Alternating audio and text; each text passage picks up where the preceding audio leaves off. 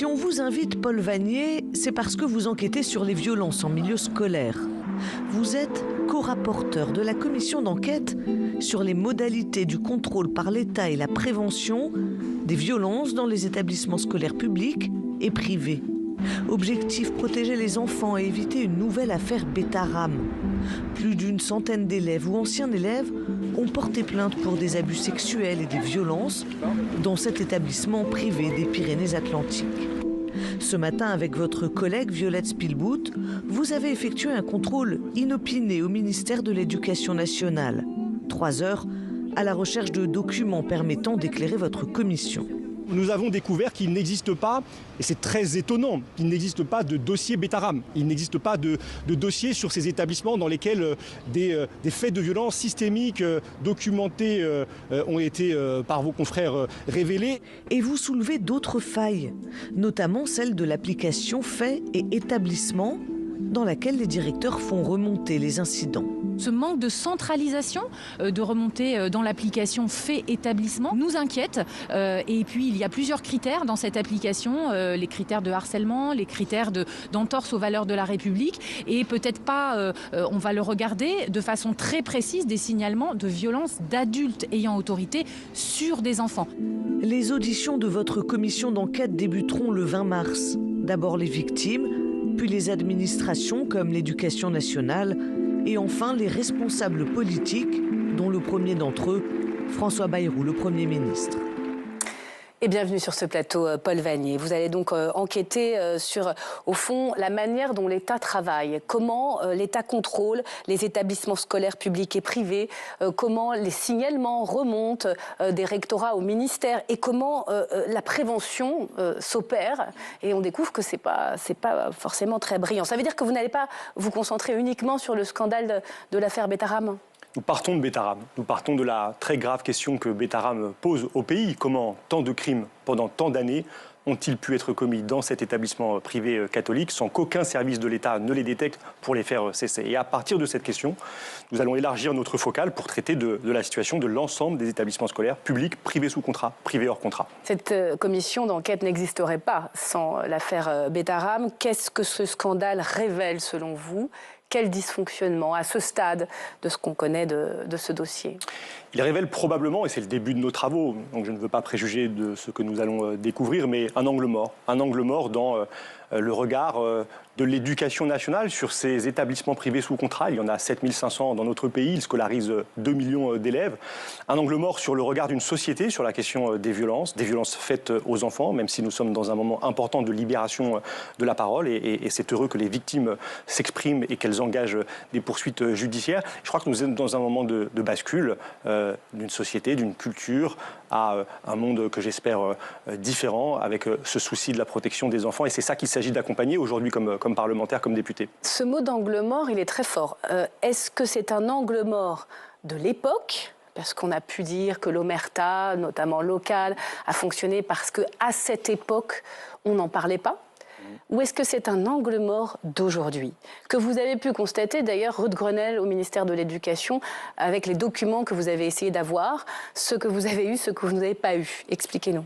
C'est, je crois, un angle mort d'aujourd'hui. Si je me place du côté des victimes, de celles de Betaram, elles ont pendant des décennies, pendant très longtemps, jusqu'à très récemment, tenté que leurs plaintes soient reçues par la justice. Et ça n'est que depuis 2023 que, au fond, ces plaintes sont traitées, qu'un procureur se saisit. Donc c'est extrêmement récent. Si j'en crois l'expression du Premier ministre dans l'hémicycle de l'Assemblée nationale, lorsque je l'ai interrogé à plusieurs reprises sur ce sujet et qu'il a menti, qu'il a nié, je crois que oui, l'omerta, elle est encore au sommet de l'État. Et puis ce matin, oui, nous étions au ministère de l'Éducation nationale.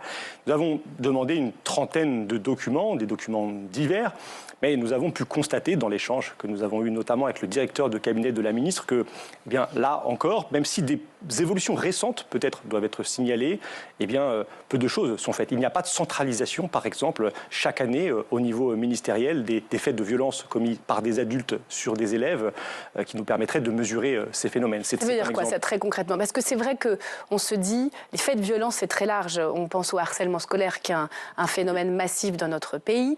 Ça, c'est signalé, c'est remonté. Ça veut dire que les atteintes physiques, les abus sexuels, tout ça, l'éducation considère que ça ne le regarde pas. C'est la justice, il doit y avoir des plaintes et c'est la police qui doit s'en charger?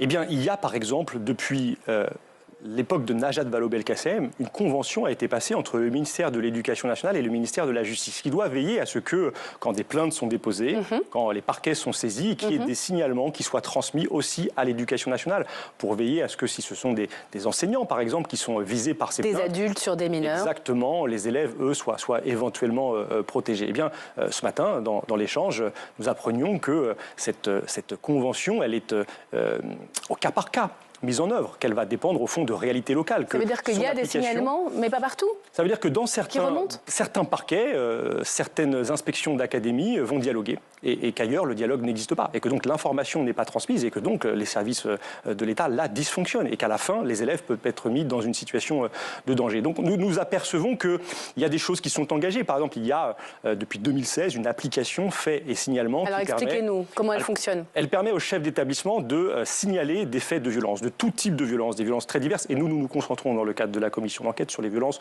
commises par des adultes sur des enfants. Je tiens à cette précision. Mais par exemple, cette application n'existe pas dans les établissements privés sous contrat. Il y a 2 millions d'élèves qui donc échappent à la possibilité. Mais comment on peut l'expliquer ça? J'ai découvert ça effectivement en lisant les dépêches sur vos débuts de travaux. L'État contrôle les établissements privés sous contrat. L'État les contrôle très mal. Et les finance. Les finance beaucoup. Ces établissements relèvent du service public de l'éducation. Mais cette application, elle n'existe pas dans le privé? Non, mais j'ai travaillé depuis moi longtemps sur les établissements privés sous contrat. L'an passé, j'ai déjà rendu une mission d'information parlementaire sur leur financement. Et je constatais à l'époque, avec un autre collègue député, Christopher Weisberg, qu'il y avait ce que des hauts fonctionnaires nous ont décrit comme une culture de l'évitement. Il y a une pression politique qui est très forte, qui s'exerce sur les recteurs, sur les inspecteurs d'académie, sur les inspecteurs qui, au fond, les dissuadent de remplir pleinement leur mission de contrôle aussi de ces établissements privés sous contrat parce qu'ils craignent d'être accusés de vouloir rouvrir la guerre scolaire. Et à la fin, cette accusation, elle conduit à une inaction et à la mise en danger d'enfants. C'est inacceptable. Vous avez pu en parler avec Elisabeth Borne? Je sais que vous allez l'auditionner. Ce matin, non. Nous n'avons pas échangé avec elle, mais oui, nous prévoyons de l'auditionner et il y aura beaucoup de questions à poser à Mme Borne. Oui, ça veut dire quoi, au fond, cette absence, cette abdication? Ça ne veut pas dire que rien n'est fait en matière de contrôle de prévention sur les violences dans le privé. On soit bien d'accord, hein, c'est pas ça. L'État regarde quand même ce qui se passe. Très mal. Et il y a là, ce sont des données de départ. Je le dis, ce ne sont pas des a priori de ma part, mais quand il y a 5 fois moins d'inspections administratives, celles qui permettent d'avoir un regard transversal sur la vie de l'établissement dans les établissements privés sous contrat par rapport aux établissements publics. Or, beaucoup des phénomènes de violence qui sont décrits aujourd'hui par des victimes qui prennent la parole se passent dans ces établissements privés sous contrat. Pas seulement, il y a aussi des phénomènes dans les écoles publiques, mais on voit qu'il y a là manifestement un traitement inégal entre le public et le privé, aussi au sein des établissements privés. Parce que certains de ces établissements privés, eux, sont criblés de contrôle. Je pense aux établissements musulmans. Jusqu'à d'ailleurs que leur contrat soit cassé, c'est très récent, le lycée Al-Kindi. Sous contrat, le lycée Al-Kindi dans le Rhône, le lycée Averroès il y a quelques mois à Lille. Ces établissements, 5-6 contrôles par an. À Bétarame, aucun contrôle pendant 30 ans. Voilà des données de départ. Vous allez vous concentrer sur l'enseignement catholique ou vous allez vraiment essayer d'expertiser l'ensemble du privé religieux? Le spectre est complet, public, privé sous contrat, privé hors contrat. Et puis je dois vous dire une chose, moi je suis attaché à la laïcité de l'État et je ne reconnais que des établissements privés sous contrat à caractère propre. C'est comme ça que la loi Debré les définit. Ensuite, eux-mêmes vont se revendiquer de l'appartenance à un réseau religieux. Mais moi, ce qui m'intéresse, c'est un regard très transversal avec un objectif, empêcher d'autres Bétarames, protéger tous les élèves. Stanislas ?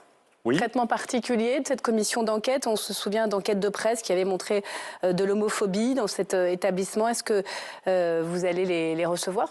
Nous allons nous intéresser, nous avons d'ailleurs ce matin demandé des documents relatifs à la situation de Stanislas, parce qu'il y a eu une inspection générale, pour le coup, dans cet établissement, qui dit homophobie systémique, qui dit atteinte à la liberté de conscience des élèves, qui dit que les programmes ne sont pas entièrement dispensés, notamment ceux de SVT, relatifs à la contraception. C'est-à-dire que le contrat d'association est entièrement piétiné par cet établissement, et pourtant, son contrat n'est pas rompu. Ce n'est pas une commission d'enquête contre le privé sous contrat. Vous savez que vous allez au-devant de ces critiques-là. La commission qui va raviver la guerre scolaire, le privé sous contrat a toute sa place dans notre pays. Oui. Et d'ailleurs, l'admettez.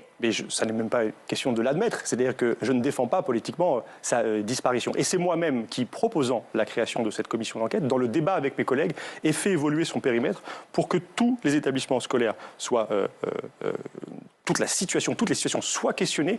Et je me soucie, moi, du sort des élèves, quelle que soit la nature de l'établissement dans lequel ils sont scolarisés. Je le redis, public, privé, sous contrat, privé, hors contrat. Il va falloir tout regarder pour garantir le droit des enfants partout dans notre pays. Vous allez recevoir aussi François Bayrou. Oui. Cette audition va être extrêmement regardée. Vous ne serez pas l'inquisiteur de service vis-à-vis du Premier ministre. Il poserait des questions sans concession. Il n'est pas soumis à la justice. Il y a une enquête en cours. Le tribunal de Pau travaille sur ces centaines de plaintes. Comment vous allez essayer de l'auditionner, de le questionner, le mettre sur le grill? Comme un député qui fait son travail de député. J'ai la prérogative, avec mes collègues, de contrôler l'action de l'exécutif, et c'est bien mon intention. Et donc, je lui poserai des questions sans concession, des questions précises, des questions nombreuses. Monsieur Bayrou sera libre d'y répondre comme il l'entend, même s'il sera auditionné dans des conditions particulières, celles du serment et celles de la perspective, s'il choisissait de mentir devant notre commission, d'être poursuivi.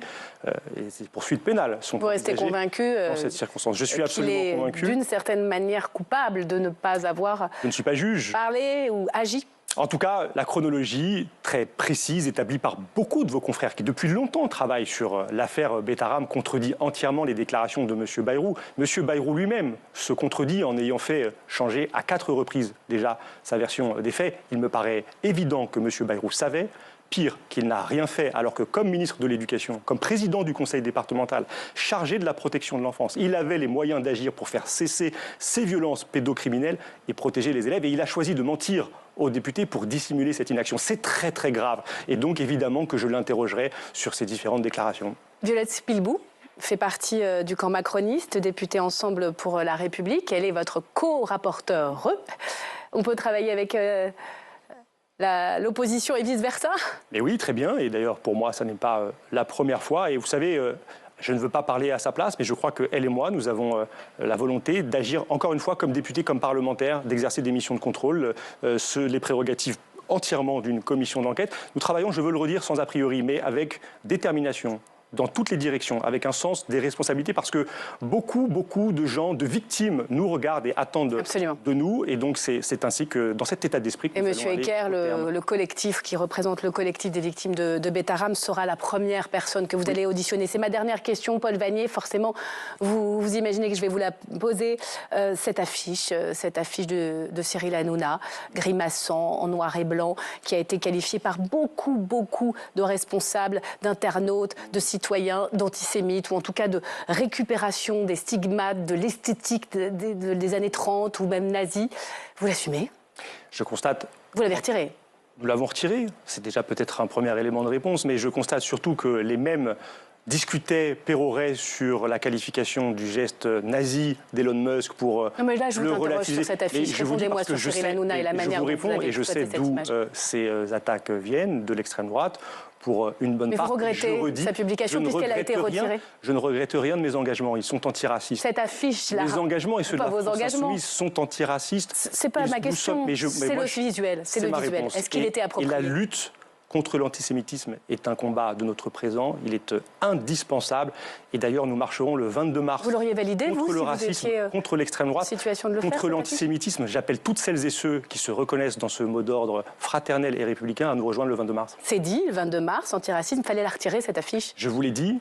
Nous sommes du camp de l'antiracisme. Vous me répondez pas. Et je vous réponds parfaitement, mais si vous voulez, je ne souhaite pas rentrer dans la polémique. Je vois ça. Non, mais elle est très simple, cette question. Je vous réponds très simplement. Si votre parti a décidé de la retirer, c'est qu'elle était nous l'avons pas retirée. forcément... Nous avons retiré cette affiche. Vous estimez que c'était important de le faire? Nous avons retiré cette affiche et je redis le sens très profond de notre engagement antiraciste et contre toutes les formes de racisme. Et vous nous trouverez toujours dans ce camp-là. Merci beaucoup. Merci, Paul Vannier, d'être venu répondre à mes questions sur le plateau d'LCP.